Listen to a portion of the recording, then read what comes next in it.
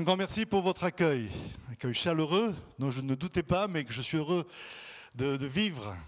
Et j'avoue que je dois vous dire que depuis vendredi soir, je suis béni d'être avec vous. Les rencontres que nous avons déjà eues en assemblée ou en groupe ou les échanges individuels sont pour moi aussi une source de bénédiction. Et je me nourris, je me réjouis de voir votre assemblée, sa mission, sa vision et puis ce que vous vivez. Et je m'en édifie aussi. Alors voilà, comme disait Paul aux Romains, quand il voulait les visiter, il commence, pour ceux qui se souviennent de cette lecture, il dit, voilà, j'aimerais venir vous communiquer quelques dons. Et puis, c'est comme un petit peu s'il se reprenait en disant, ou plutôt être encouragés ensemble. Être encouragés ensemble dans notre foi. Et c'est vraiment comme cela que je vis ce temps, comme un échange dans lequel je reçois énormément de votre part et de la part du Seigneur. En effet, cette thématique de la mission de l'Église, de notre raison d'être en tant que communauté locale, dans la ville, dans le pays dans lequel nous nous trouvons, c'est ce qui nous préoccupe. On sent bien qu'on n'est pas là seulement pour se faire du bien, même si c'est aussi le fruit de ce que nous vivons, c'est ce que nous recherchons, et tout est fait ici, je le sens bien, pour que chacun se sente au mieux accueilli, pris en compte, et que les besoins soient pourvus. Mais il y a quelque chose en nous qui nous pousse à aller plus loin, un désir d'accomplissement, d'entrer dans un objectif, et pas seulement individuel, mais aussi communautaire. Quelle est la mission de l'Église aujourd'hui? Je n'ai pas la prétention de faire le tour de la question parce qu'elle nous occuperait beaucoup trop et de temps. Mais en fait, finalement, c'est au quotidien qu'on se pose la question. Par contre, j'aimerais souligner quelques aspects qui m'ont parlé, qui m'ont impacté, qui m'ont fait du bien et que j'aimerais vous livrer comme cela, comme une base de méditation et dans laquelle j'espère que le Seigneur va aussi nourrir votre engagement et votre appel à le servir.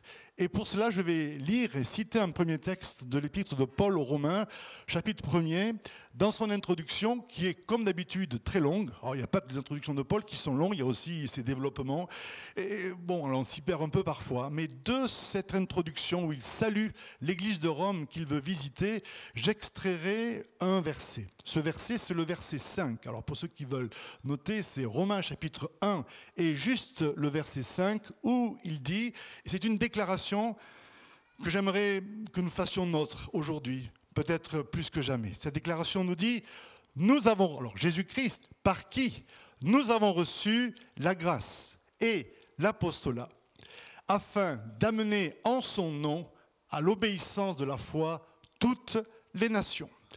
D'autres versions diront afin de susciter l'obéissance de la foi dans toutes les nations. Mais je reviens sur cette déclaration. Nous avons reçu la grâce et l'apostolat afin d'amener les nations à l'obéissance de la foi. Avant d'entrer dans la réflexion sur ce texte, j'aimerais citer en écho une autre parole de Jésus qui vient comme compléter, qui vient comme enrichir encore cette mission. Et cela, c'est le Christ qui s'adresse à ses disciples, à ses apôtres et au-delà de ses apôtres, à l'Église que nous sommes. Et il dira dans Matthieu 28, un verset qui est l'ordre de mission de l'Église universelle depuis 2000 ans, Matthieu verset 28, chapitre 28 et le verset 18, « Allez, faites de toutes les nations des disciples, baptisez-les au nom du Père, du Fils et du Saint-Esprit, et enseignez-leur à observer tout ce que je vous ai prescrit. » Ces deux versets ensemble forment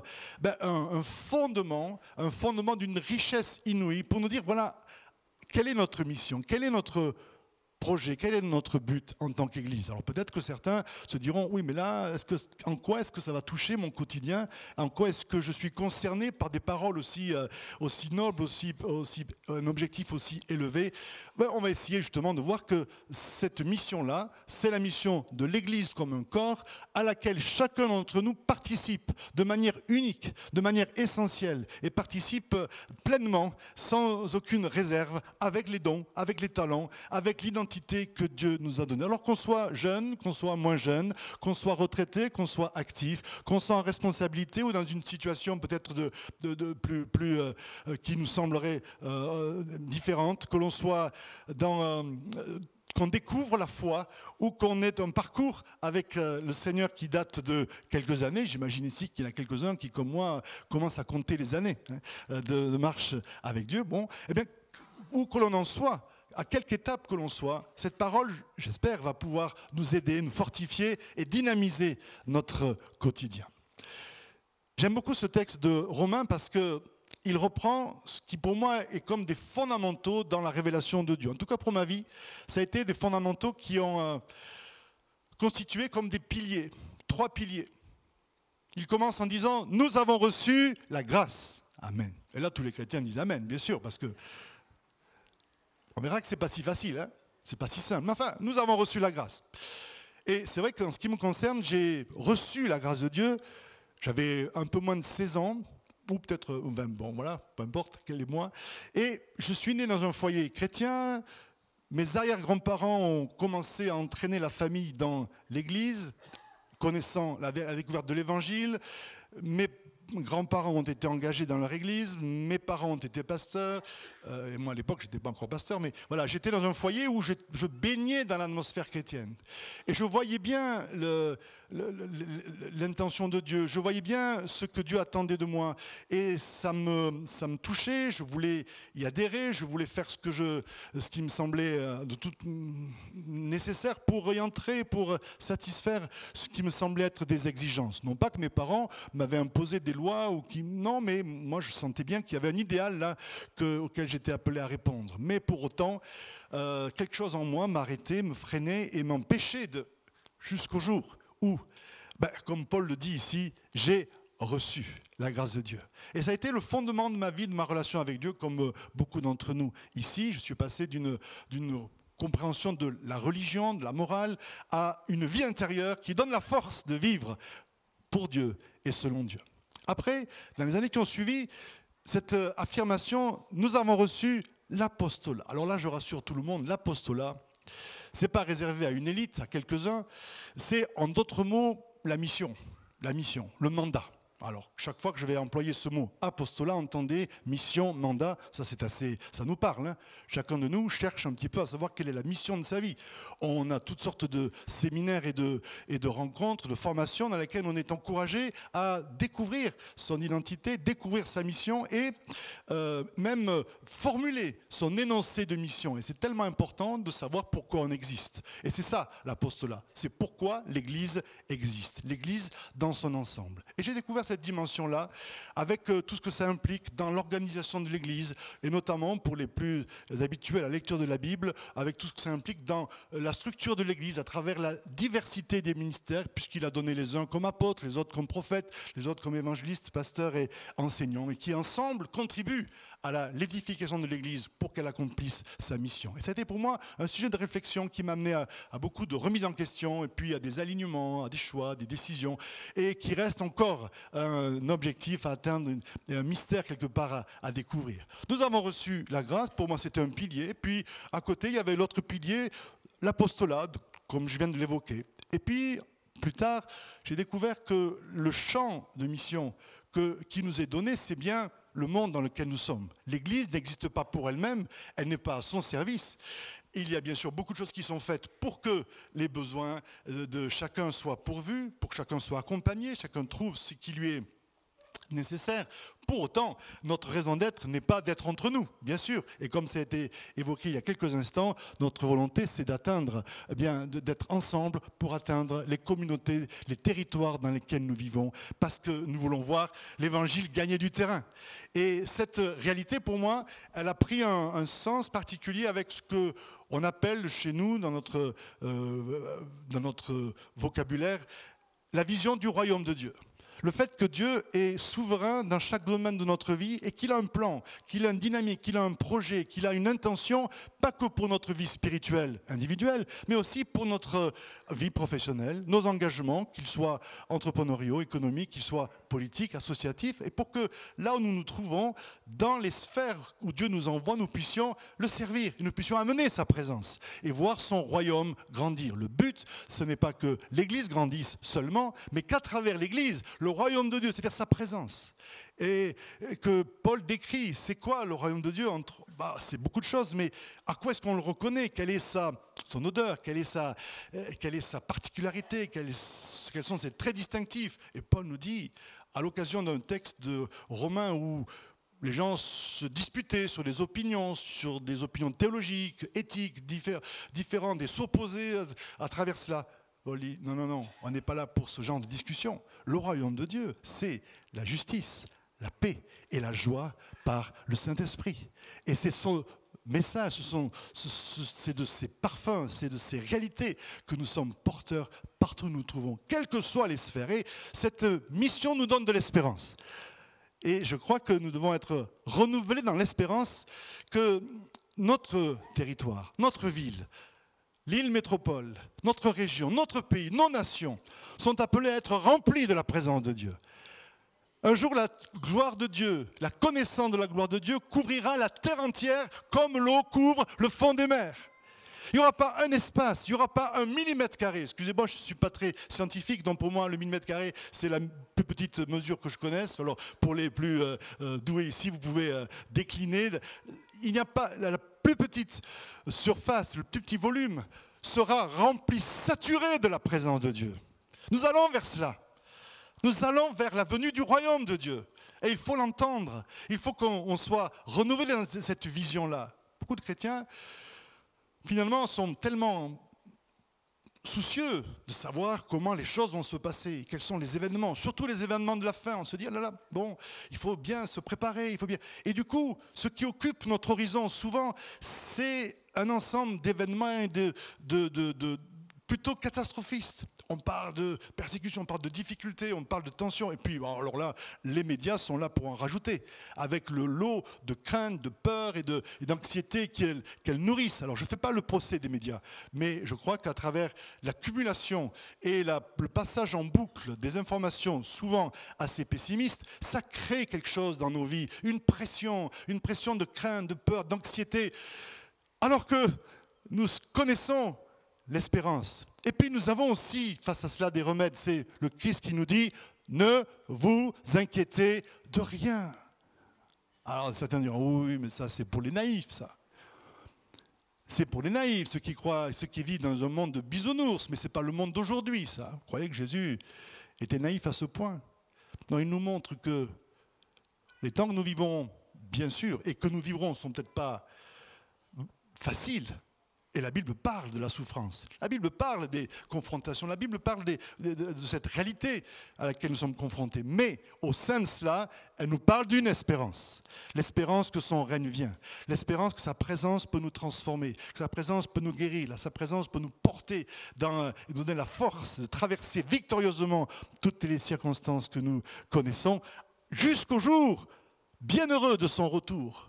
Et son retour, pour beaucoup de chrétiens, c'est aussi synonyme de catastrophe, de jugement. Ah oui, bon, je ne dis pas que le jugement n'est pas une réalité, dont la Bible parle clairement. Mais ce n'est pas notre seule perspective. La perspective que devant nous, c'est qu'un jour, nous soyons renouvelés, nous soyons transformés.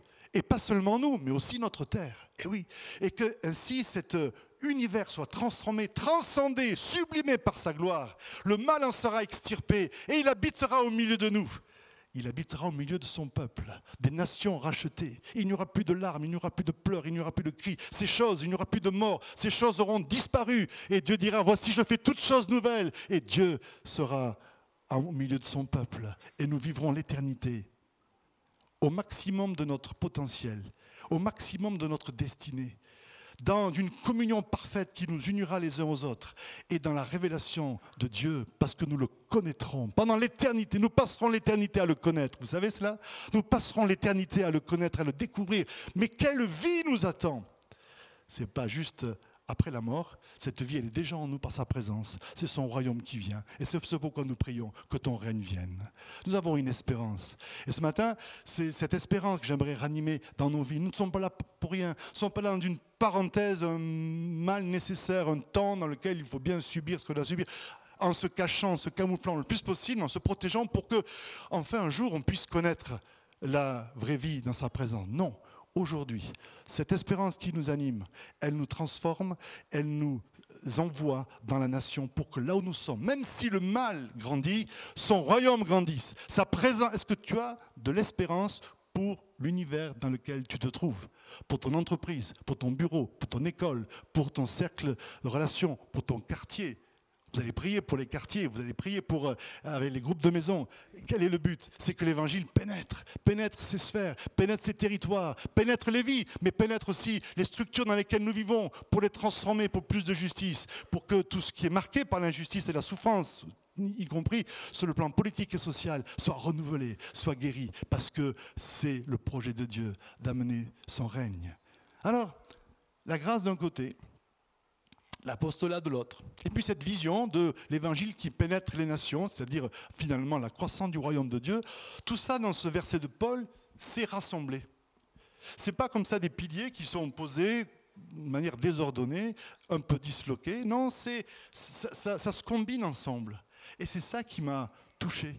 C'est ça qui m'a, dans ce texte-là, qui me parle. Je voudrais juste le souligner pendant les instants où nous sommes rassemblés. On va s'arrêter et revenir un petit peu plus sur « Nous avons reçu la grâce ». On veut le célébrer. On l'a célébré pendant ce temps de louange. On le célébrera pendant l'éternité. Nous chanterons pendant l'éternité. Alors, on ne va pas chanter pendant toute l'éternité, mais une des choses qui va nous occuper dans l'éternité, c'est, à certains moments, c'est le cantique de l'agneau. C'est-à-dire celui qui est venu pour incarner la grâce de Dieu, pour la manifester au monde. C'est Paul qui dira dans Tite chapitre 2 verset 11, « La grâce de Dieu, source de salut pour tous les hommes, a été manifestée. » Pourquoi je crie un peu pour ce verbe « manifester » ? Parce que c'est le même verbe qui est employé pour parler du jour où le Christ reviendra, pour se révéler au monde et pour établir son royaume. C'est un verbe d'une force inouïe. Quand la grâce de Dieu en Christ, et nous allons le célébrer dans les temps qui viennent au travers de Noël, que cette grâce a été révélée au monde, ça a été la lumière du ciel qui a éclairé les ténèbres et qui a transformé les vies et transformé les nations et qui continue à transformer les nations. Oui, oui, oui. Qui continue à transformer les nations. C'est vrai que dans notre pays, nos pays occidentaux, je vais dire accidentés, non, occidentaux, on a un peu de mal à voir la pénétration de l'évangile, mais ça vient. Il y a tellement d'autres pays dans lesquels on voit le salut se répandre et amener des renouveaux, y compris politiques, y compris économiques, sociaux, et amener une espérance pour des nations. Et c'est ce vers quoi nous allons. Donc la grâce de Dieu, elle a été manifestée, elle continue de se manifester. Et moi je rêve d'une révélation nouvelle de la grâce pour ma vie, pour nos vies, au quotidien. Je me dis des fois, ce dont on a besoin, alors c'est peut-être un jeu de mots, c'est d'une révélation, mais aussi d'une révolution de la grâce. Parce que le peuple de Dieu, le peuple protestant et évangélique, bien sûr, est un champion de cette théologie de la grâce. Depuis le XVIe siècle, avec les réformateurs, c'est ce message-là qui a retenti dans l'Église pour amener un renouveau et qui a retenti dans les nations aussi pour amener aussi un renouveau. Et peut-être que depuis que je vous parle de la grâce, vous vous dites, bon là là, franchement, il y a des mots comme ça qui sont des mots valises un peu, hein, des mots fourre-tout. Et puis qui deviennent des coquilles vides parce que voilà, on entend ça, c'est de la théologie. Non.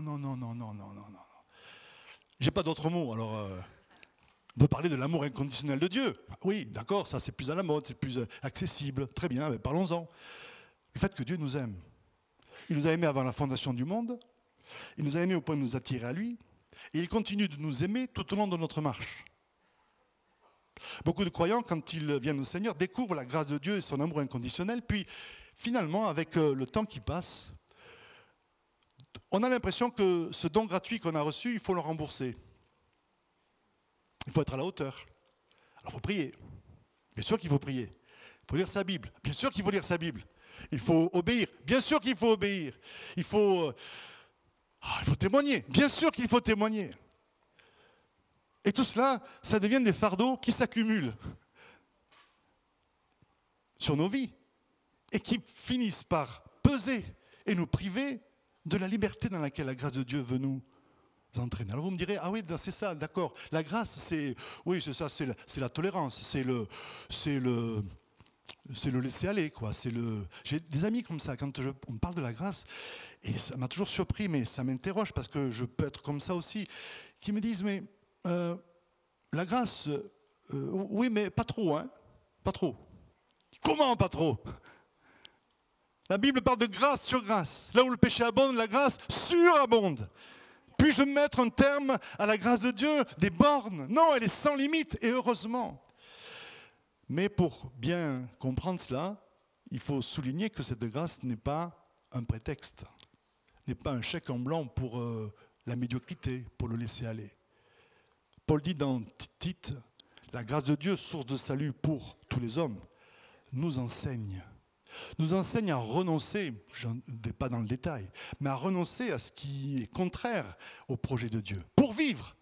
Et j'aime cette dynamique de la grâce dans nos vies qui est une grâce pédagogique. Je ne peux pas renoncer à ce qui nuit à ma vie spirituelle, à ma relation avec Dieu, à ma relation les uns avec les autres, sans l'effet de la grâce de Dieu. Ah si, moi je peux renoncer à beaucoup de choses. Pour prendre des bonnes résolutions. On ne va pas attendre le 1er janvier, mais on peut prendre des bonnes résolutions qui se succèdent et ne jamais les tenir. Parce que ces bonnes résolutions, ou ces renoncements, etc., ces décisions qui sont apparemment bonnes, on les prend de notre propre force. Ça tient ce que ça tient, jusqu'au jour où la force, parfois des pulsions, du tempérament, du caractère, de la pression, du péché qui est en nous, fait exploser ça. Et nos résolutions sont oubliées. Ici, il est dit que la grâce de Dieu nous enseigne à renoncer. Je ne peux pas renoncer si le Saint-Esprit ne m'amène pas à une compréhension, à une révélation. Ce qui me pousse à la repentance, qui est une forme de renoncement, c'est la grâce de Dieu. Moi, j'ai levé la main à tous les appels toute mon adolescence, parce que j'avais peur de l'enfer, parce que les messages qui m'annonçaient le salut me demandaient un effort. Et je crois que j'ai bien fait de lever la main, mais ça n'a jamais rien changé. Alors attention, il faut lever la main si Dieu vous y pousse, et si vous êtes, je ne suis pas contre ça du tout. Mais moi, rien ne s'est passé. Un jour, la grâce de Dieu est venue, comme une dynamique intérieure, sa présence en fait, c'est ça. Une présence qui donne la force de vivre selon Dieu, par l'Esprit de Dieu qui vient nous donner une nouvelle nature. Et ça change tout. Et on passe de la religion à la liberté. Pas juste au jour de la conversion, on continue de cela. Donc cette grâce, elle nous éduque, elle nous transforme. Moi, j'aime l'effet rééducateur de la grâce. Dans la présence de Dieu, ce matin, dans sa présence, ensemble, nous comprenons mieux qui est Dieu. Ça change quelque chose. Ça nous amène à changer de langage parfois, d'attitude, envers nous-mêmes, envers les autres, parce qu'on comprend qu'il faut que les choses changent. Il faut que l'amour, il faut que le pardon s'installe. Mais qu'est-ce qui nous pousse à renoncer parfois à la colère, au non-pardon? C'est que la grâce de Dieu nous touche et nous libère de nous-mêmes et nous enseigne à vivre selon Dieu. Et une église qui vit cette dynamique de la grâce, comme je n'en doute pas, c'est le cas de votre église. C'est une église qui grandit parce qu'on n'impose pas les standards de la morale chrétienne, aussi bons soient-ils. On n'impose pas la théologie évangélique, aussi bonne soit-elle, comme un carcan que l'on pose sur les vies, mais on accueille la présence de Dieu dans chacune de nos vies pour que cette présence nous transforme. Et j'aime trop ce texte qui pour moi illustre d'une manière sublime l'effet, j'allais dire magique, non, c'est pas, mystérieux, puissant, surnaturel de la grâce. Quand des gens religieux, bien pensants, amènent au pied de Jésus une femme surprise en flagrant délit d'adultère. Est-ce qu'il ne faut pas être deux pour l'adultère? Ça on dit long sur le machisme religieux et sur, notre sujet, mais quand même, on ne peut pas ne pas l'évoquer. Il la jette, voilà, la religion, ça nous jette à terre, devant Dieu, mais pas dans la repentance, dans l'accusation. Ils disent à Jésus, mais la loi nous dit, vous savez, pardonnez-moi, mais quand on commence entre chrétiens à dire, la Bible dit que, alors, vous voyez ce que je veux dire? Non pas, je veux savoir ce que la Bible dit, et ce matin, j'espère vous dire ce que la Bible dit. La Bible dit que, mais quand on commence à utiliser ce que la Bible dit pour ferrailler, même si on est dans son bon droit, même si on a raison, mais quand on commence à tomber dans ce type-là de polémique, de querelle, il y a quelque chose qui, pour moi, commence à ne pas sonner juste. Ces pharisiens disent, la Bible, la loi dit qu'il faut lapider de telles femmes. Eh oui.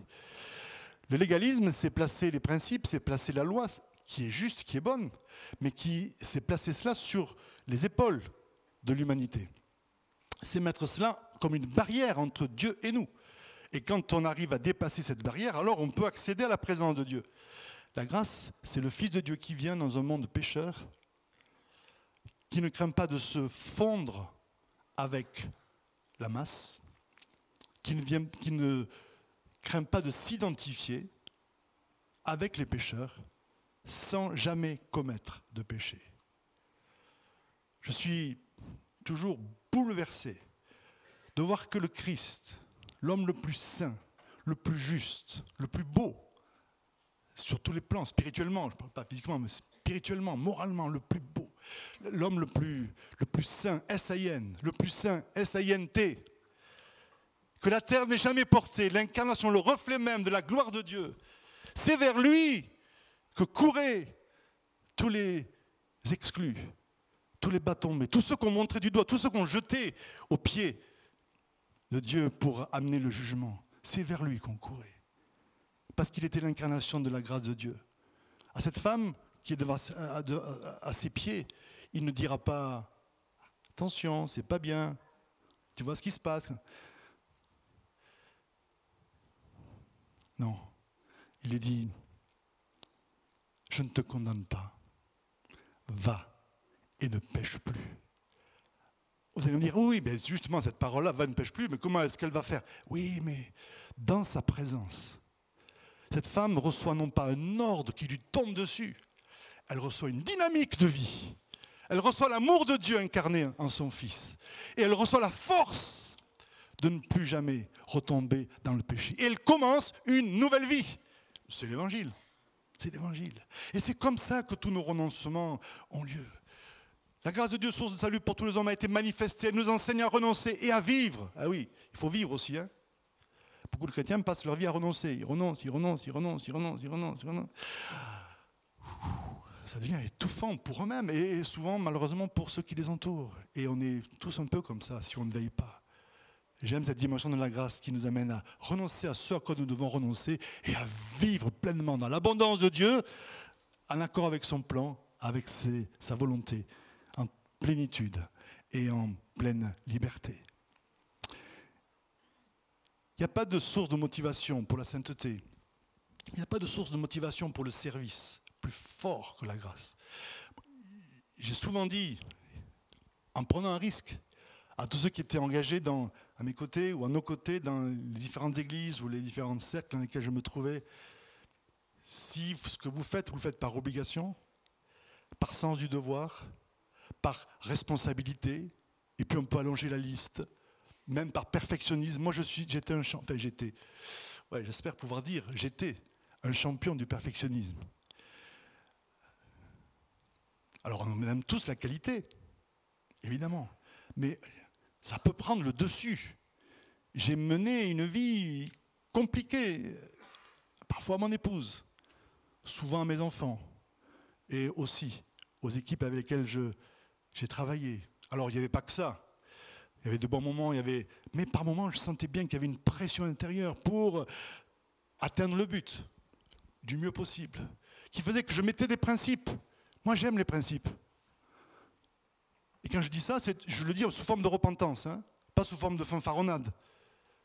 J'aime les principes parce que quand sur une façon de faire ou d'être, je dis voilà, c'est un principe. Et vous savez, je peux défendre le principe. Très bien le défendre. Et pour me persuader que peut-être on peut faire autrement, il faut se lever de bonne heure. Parce que, voilà, j'ai fait un peu le tour de la question et je suis assez convaincu. Voilà, c'est un principe. Mais ces principes-là, ils ont asphyxié tous ceux qui m'entouraient et ils m'ont asphyxié à mon tour. La grâce, c'est pas ça. Dieu est un Dieu de principe. Il y a des lois spirituelles. Mais il ne met pas ces lois devant nous en disant « Allez, saute l'obstacle. Monte sur l'estrade, vas-y, monte un cran de plus. » Il vient par sa présence. Il nous accueille, il nous aime, il nous pardonne, il nous entoure, il nous enveloppe. Et il fait naître en nous une motivation, une sainteté, un désir, une capacité. Alors ça peut prendre du temps, mais Dieu est un Dieu de bienveillance. Et la grâce de Dieu ainsi, elle avance dans nos vies et nous avançons. Alors, du coup, eh bien, quand on sert, c'est plus une pression. On peut se mettre la pression à un moment ou à un autre, mais ce n'est plus une pression, c'est un élan, c'est une dynamique, parce que c'est sa présence qui fait la différence. Cette présence de Dieu, elle est là ce matin, tellement forte, tellement belle, tellement grande. Elle peut tellement pénétrer nos vies, là où il y a la mort, là où il y a l'aridité, là où il y a parfois le légalisme pour amener de l'espérance, du changement. Oui, c'est possible. Le changement, c'est possible. C'est pour maintenant. Par la grâce de Dieu. Par la grâce de Dieu. Dieu a la capacité de nous faire surmonter, changer, transformer. C'est ça la grâce que nous célébrons, n'est-ce pas? Nous avons reçu la grâce. Puis la grâce, on me dirait, mais oui, mais alors, par rapport à la mission de l'Église, bon, mais vous savez, si je devais résumer la mission de l'Église, ça pourrait être de cette façon-là. Vivre et incarner la grâce de Dieu. Ce dont notre monde a le plus besoin, c'est de découvrir ce Dieu qui nous accueille, qui nous transforme, qui nous remplit, qui nous accompagne. Le monde des ténèbres qui nous environne est marqué par la compétition, la rivalité, l'écrasement, le contrôle, l'abus, avec tout ce que ça implique et dont malheureusement on est témoin dans notre génération, comme dans toutes les générations, mais peut-être avec les médias avec un accent plus important. Tout cela, c'est le monde des ténèbres. C'est ce qui tyrannise, c'est ce qui affaiblit, c'est ce qui enlaidit l'humanité, c'est ce qui la défigure, c'est ce qui nous fait souffrir, c'est ce qui nous tyrannise. Mais quand on annonce la bonne nouvelle, parce que c'est quand même ça l'évangile, la bonne nouvelle de l'amour de Dieu, qui nous accueille, qui nous transforme, qui nous prend tels que nous sommes, qui nous amène à vivre de progrès en progrès, de transformation en transformation, dans la joie, dans l'épanouissement, dans l'accomplissement. Alors, nous sommes au service de Dieu et nous remplissons notre mission dans le monde. Paul dit dans le chapitre 3 des Galates, « Ainsi, vous êtes tous fils de Dieu par la foi en Jésus-Christ. Vous qui avez été baptisés en Christ, vous avez revêtu Christ. Il n'y a plus ni juif, ni grec, ni esclave, ni libre, ni barbare, ni scythe. Et ni homme, ni femme. » Et là, l'apôtre Paul montre l'effet de la grâce, pas juste dans nos propres vies, mais dans nos relations. La grâce de Dieu, le fait d'être accueillis, chacun de manière égale par Dieu, fait tomber les murs d'inimitié, de guerre, d'opposition qui existent entre les cultures, qui existent entre les classes sociales, qui existent entre les sexes. Et oui. Et malheureusement, personne ne peut nier aujourd'hui que cette guerre, elle a des conséquences funestes. Par la grâce de Dieu, l'apôtre Paul dit, je suis ce que je suis, je n'ai plus besoin de prouver quoi que ce soit, je trouve mon identité, ma paix, ma sérénité, et je peux accepter l'autre. Je peux aller au-devant, je peux aller à la rencontre, y compris du différent, de l'étranger. Et l'Église devient ce lieu qui nous rassemble de différentes nationalités, de différentes classes sociales, de différents sexes, bien sûr, de différentes générations, qui vivent ensemble dans l'unité. La grâce de Dieu est une source d'unité, source de réconciliation. Ça nous rapproche. Le Fils de Dieu est apparu pour rassembler en un seul corps les enfants de Dieu dispersés. Par l'expérience de la grâce, on devient un. Et cette expérience, nous rassemble, nous fait aller à la rencontre les uns des autres. Et l'Église devient la communauté du royaume, qui peut être une source d'étonnement pour le monde qui nous entoure. Quelle est la mission de l'Église dans le monde? Être la communauté du royaume, vivre des relations réconciliées, vivre le partenariat, vivre la réciprocité dans les couples, vivre la transmission dans les générations, vivre le pardon, vivre la cohabitation dans les classes sociales. Même si on n'existe pas par notre rang social, par notre valeur monétaire. Non, on existe parce qu'on est aimé de Dieu. Chacun avait la même dignité, le même amour, la même puissance. Il n'y a pas de privilégiés. Il n'y a pas de hiérarchie au sens de hiérarchie de valeur. Chacun a une place, chacun a un rôle, il y a un ordre. Mais il n'y a pas de différence de valeur. On est tous dans la famille de Dieu. Vous êtes tous un en Jésus-Christ. C'est bon l'Église, n'est-ce pas? On n'a rien inventé de mieux, je trouve. Et c'est ce message-là dont nous sommes porteurs. C'est ce message que le monde observe.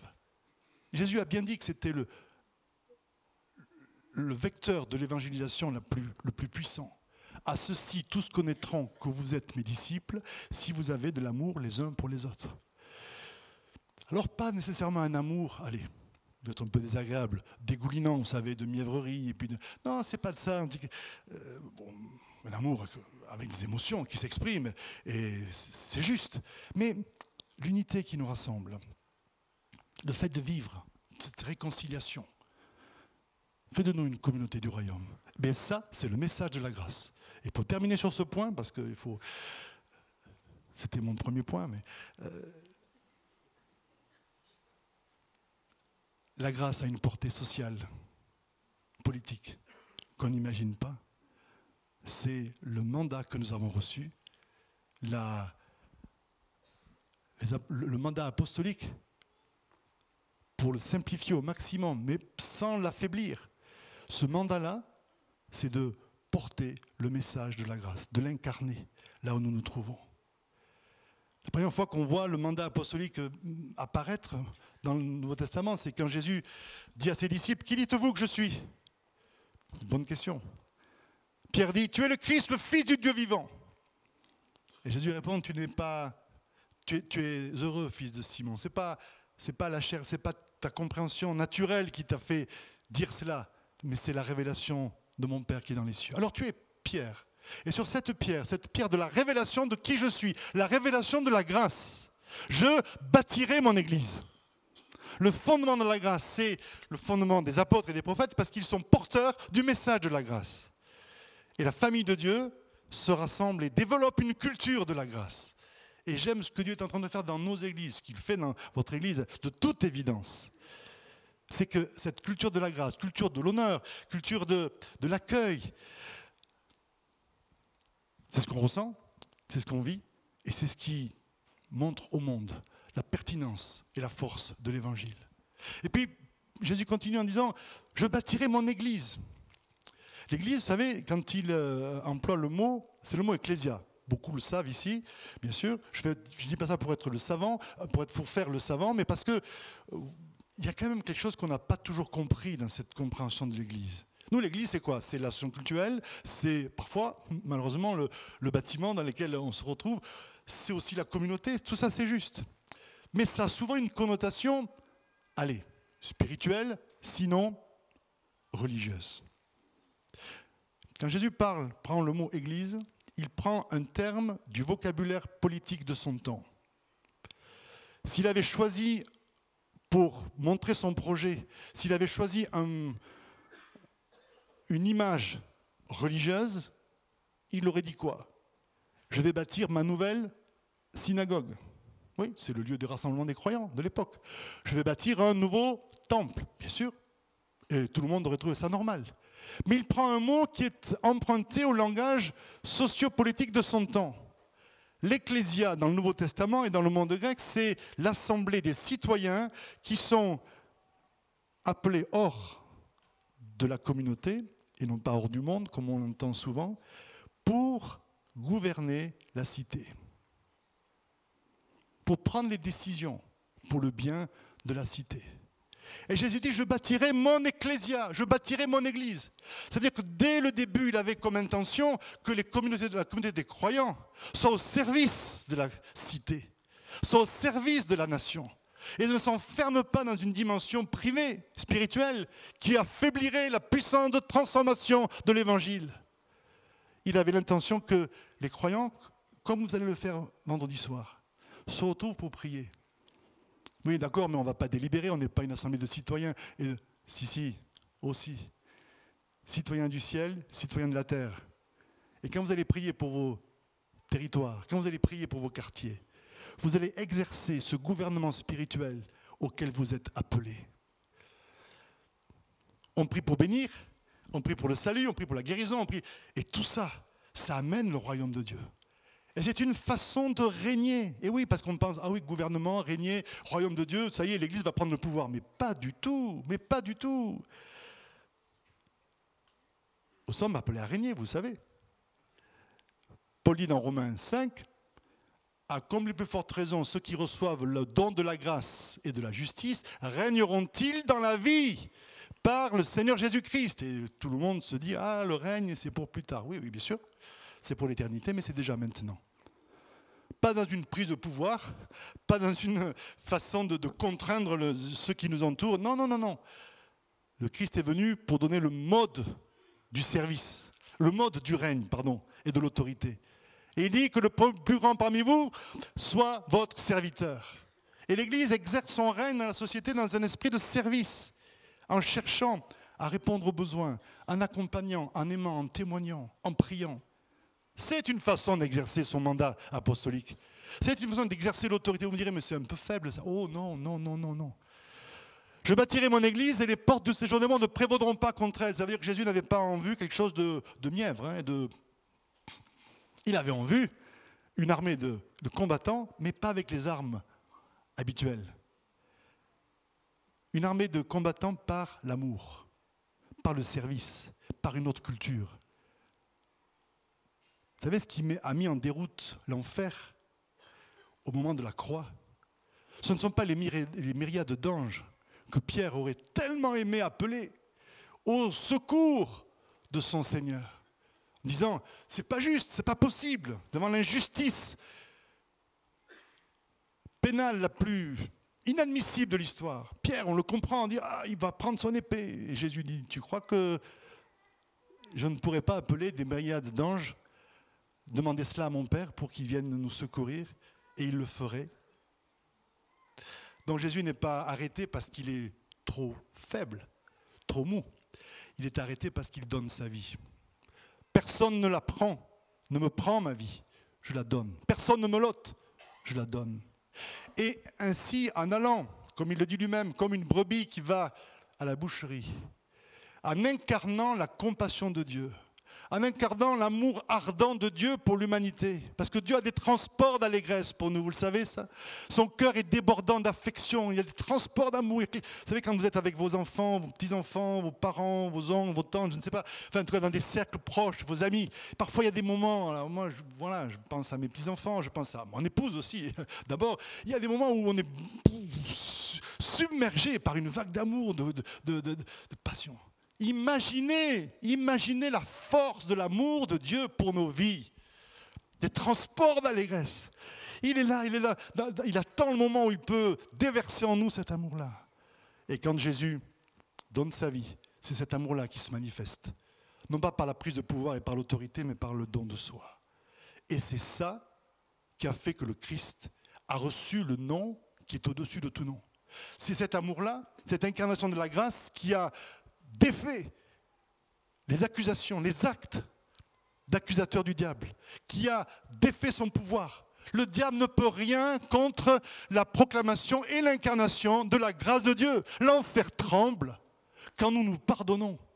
L'enfer tremble quand nous travaillons à la réconciliation. Le monde des ténèbres est en émoi et en réaction, en opposition quand on va les uns vers les autres, on manifeste la compassion, on manifeste la grâce. Et quand on s'unit les uns aux autres. Le diable ne peut rien contre une famille, une entreprise, une église qui est unie. Et pour l'église qui est unie par l'amour de Dieu, la grâce de Dieu, il n'y a plus d'interstice, il n'y a plus d'espace. Et là, il est interdit de séjour. La gloire de Dieu vient et les ténèbres sont défaites. Le combat spirituel, ce n'est pas toujours les vociférations que j'aime bien par moments. Hein. Moi, ça me va, moi, dans les moments un peu privés, comme ça, allez, on y va. Ça fait du bien. Des fois, je me dis, ça me fait du bien à moi, peut-être, mais ça change. Voilà, dans le sens que je crois à l'efficacité de la prière. Mais après, la forme que ça peut prendre, c'est pas ça qui fait fuir le diable. Ce qui fait fuir le diable, c'est la présence de Dieu, avec son effet de la grâce qui nous rassemble. Alors voilà, nous avons reçu l'apostolat. Vous comprenez ça? Vous êtes concernés, là où vous vous trouvez, amenez l'unité, amenez la réconciliation. Et puis je vais terminer, afin de susciter l'obéissance de la foi dans toutes les nations. Et là, on n'est pas juste dans l'évangélisation, on n'est pas juste dans l'implantation d'église, on n'est pas juste dans la mission, tout cela a sa place, on est dans le fait que chacun de nous, en fonction de son appel, de son identité, de ce que Dieu a prévu pour nous, nous pénétrions toutes les sphères de la société dans laquelle nous nous trouvons. On ne met pas une lumière sous le boisseau, on la met en évidence. La lumière, elle diffuse. Rien ne peut bloquer la lumière. Et la vie que nous portons, elle rayonne, elle chasse les ténèbres. Le sel pénètre, se dissout. C'est apparemment insignifiant, mais on voit la différence parce que ça donne du goût. Le levain de la pâte, il pénètre la pâte. Et tout d'un coup, la pâte, pouf, elle a levé. Mais quel gâteau, mais que c'est bon! Voilà. Et c'est ce à quoi nous sommes. C'est ça notre mission.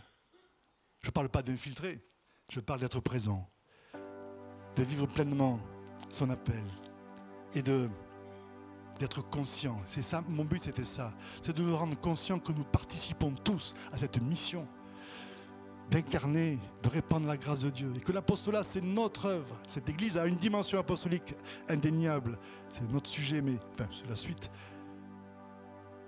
Parce qu'il y a l'autorité qui est sur vous pour transformer le monde dans lequel vous vous trouvez. Vous croyez cela? Demain, c'est lundi.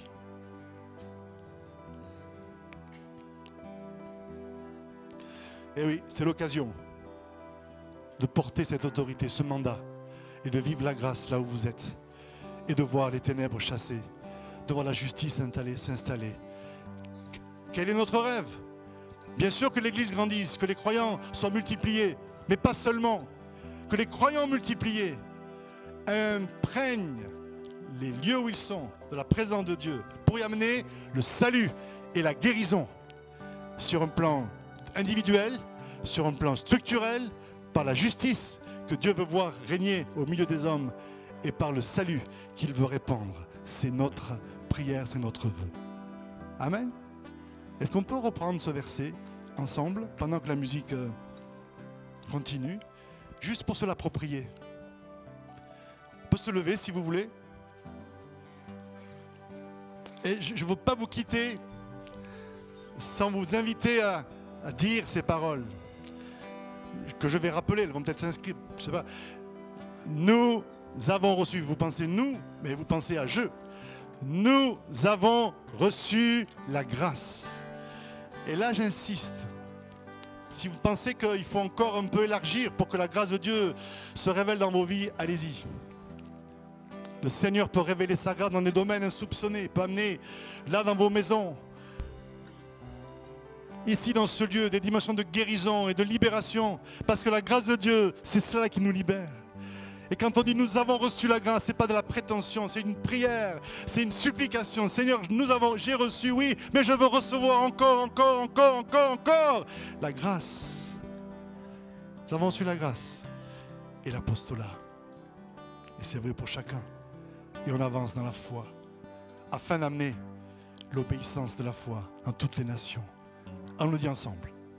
Vous pouvez le chuchoter, pas obligé de le crier. Et puis si vous ne vous sentez pas prêt à le dire, ne le dites pas, je ne fais pas de la manipulation. Mais des fois, ça aide de confesser. Ce que tu crois dans ton cœur et que tu dis, confesse de ta bouche, devient réalité. Ensemble, pour ceux qui veulent, nous avons reçu la grâce et l'apostolat afin de susciter l'obéissance de la foi dans toutes les nations. Et vous pensez à la sphère. Nous avons reçu la grâce et l'apostolat afin de susciter l'obéissance de la foi dans toutes les nations. C'est ma prière. On est ensemble pour cela, ensemble pour l'île métropole, ensemble pour nos régions et nos nations, pour la seule gloire de Dieu. Amen.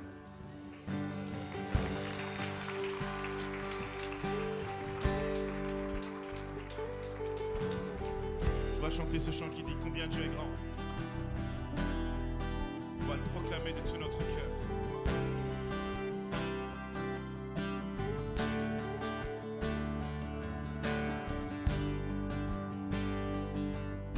Oui, combien?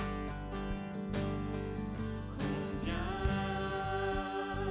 Dieu est grand, chantons-le combien Dieu est grand, et tous verront combien Dieu est grand. Oui, combien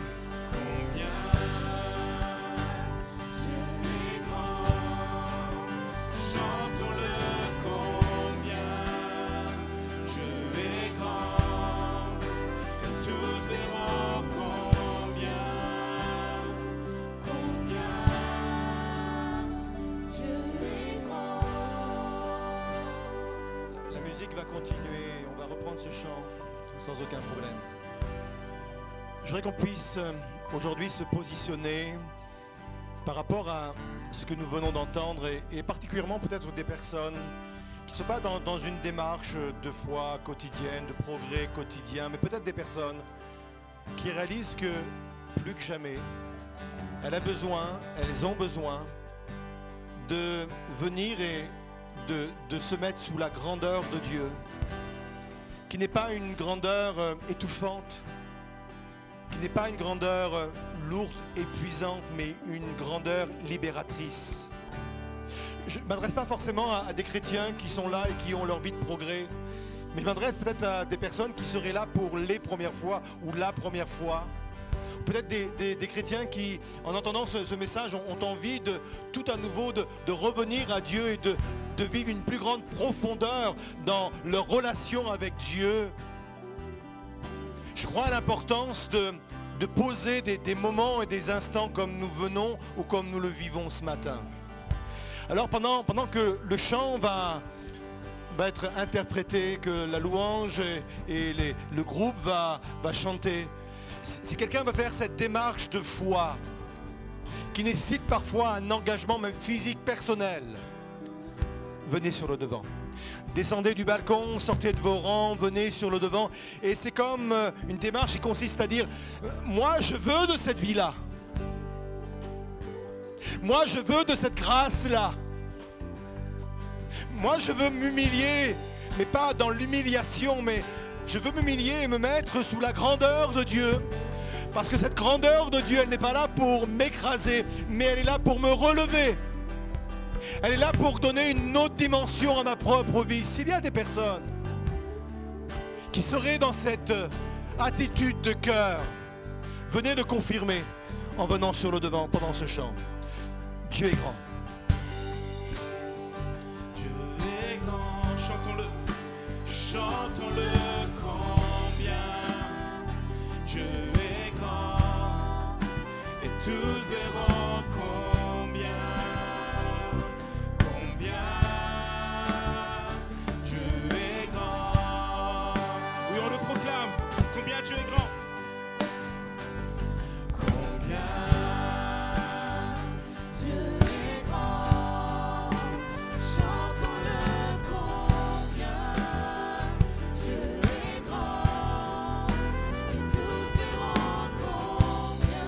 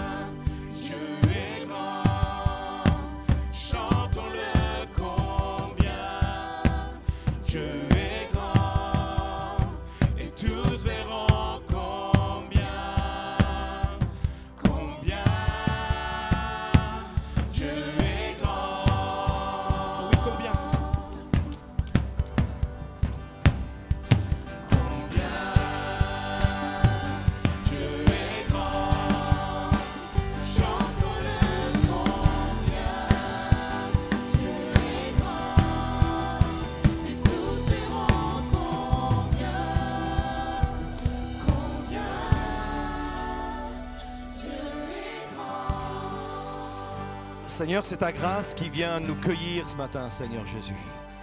C'est la puissance de ta grâce qui vient nous chercher là où nous en sommes, Seigneur. C'est ta grâce qui vient me chercher peut-être si je suis tombé à terre ou, Seigneur, dans mes retranchements. La grâce vient me chercher ce matin pour me propulser, Seigneur, vers ma destinée, Seigneur. Vers ce pourquoi tu m'appelles. Vers ce pourquoi, Seigneur Jésus, tu es venu me chercher ce matin, Seigneur. Ta grâce me saisit, Seigneur. Ta grâce me relève et ta grâce me propulse, Seigneur, de l'avant. Merci pour ce que tu es en train de faire. Merci pour ce qui prend place maintenant dans les vies de ceux et de celles qui sont approchés, mais de ceux et de celles qui sont interpellés, y compris à leur place. Des internautes qui nous regardent. La grâce vient les chercher, vient vous chercher chez vous, dans votre maison, dans votre bureau, dans votre cuisine, dans votre chambre. La grâce vient vous cueillir pour vous emmener plus loin et vous propulser dans une vie à la dimension de Dieu. Oui, Dieu est grand pour vous et Dieu est grand au milieu de nous. Oui, Dieu est grand. Alléluia.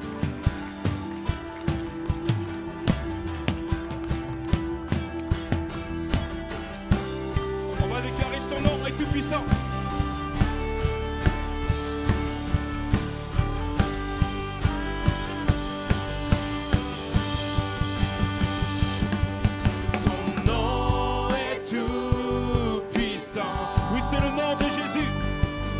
De louange.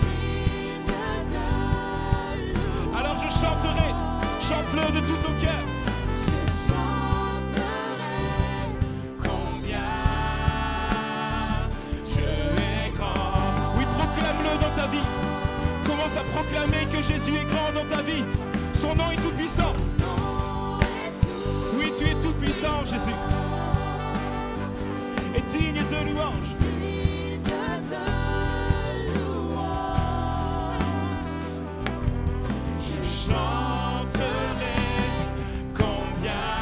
On le reprend une dernière fois, son nom est tout puissant. Son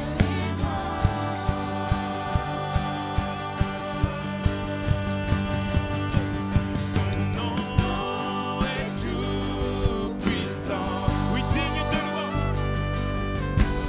Digne de louange. Je chanterai combien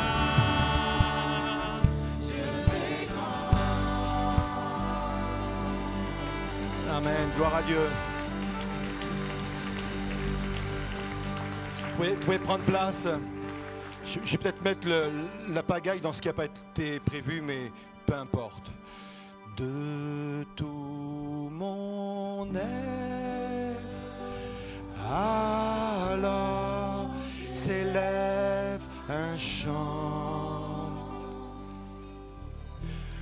Dieu tout-puissant, que tu es grand, que tu es de tout mon être, de tout mon être, alors s'élève un chant. Dieu tout-puissant, que tu encore une fois de tout mon être.